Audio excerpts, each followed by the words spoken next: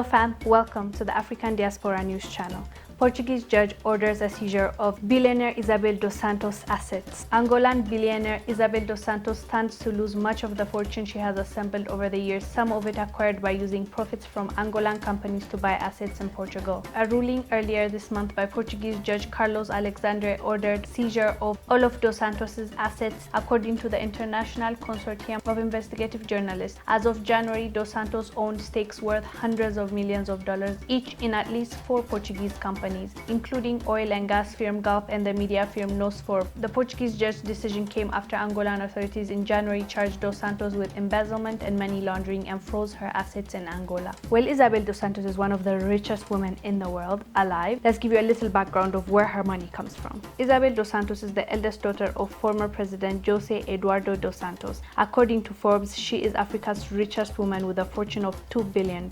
She has stakes in oil, mobile phone companies and banks in Angola and Portugal. She is educated in UK, where she currently lives, and she's married to a Congolese businessman, Sindika Dokolo. So you might be wondering, where did she get all this money from? Isabel got access to lucrative deals involving oil, diamonds, lands, and telecoms when her father was president of Angola. Her father served as president of Angola for 38 years. Angola has 29 million population and is the second biggest oil producer in Africa, as well as major diamond producer. And yet, 30% of the population live in poverty, getting less than $1 per day. Ex-President Dos Santos, her father, put her in charge of the state oil company, Sonangol, in 2016. The leaked documents show that as she left the state-owned company, she approved $58 million of payment to a consultancy company in Dubai. Even though she says she has no financial interest in the company paid, the leaked documents reveal it was run by her business manager and owned by a friend. Much of her fortune is based on her ownership of stake in the Portuguese energy company Gulf. The leaked documents show her company only paid 15% of the price from the remaining $70 million.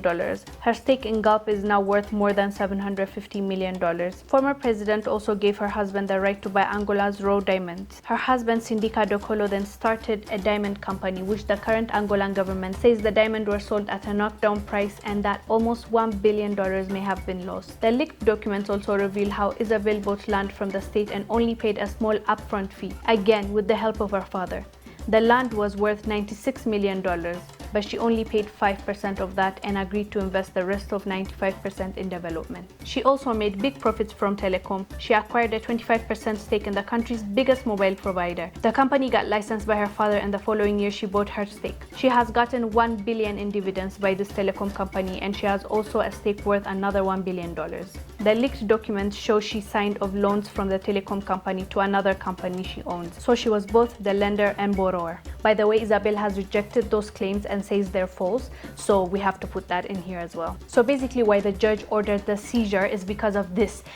This came out, this leaked, and her assets were actually seized in Angola, but they were not in Portuguese, so the Portuguese judge have ordered her assets along with her company to be seized. That's the update with Isabel Dos Santos. So it appears that her means to wealth is number one because of her father. He was the president 38 years, and the second thing is she had ventures with diamond, land, oil, telecom. So all these investments, all this money, and from the leaked documents it shows that she was kind of moving around, allegedly she was moving around some money, and millions, actually billions, have left the country Angola and have enriched many countries and economies from what we can see. So we've had similar kind of report about Equatorial Guinea Vice President Teodoro, and that his assets have been seized as well.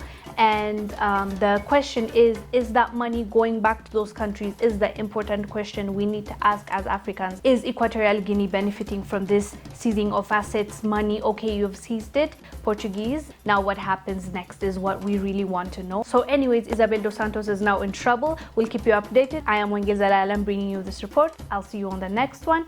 Bye.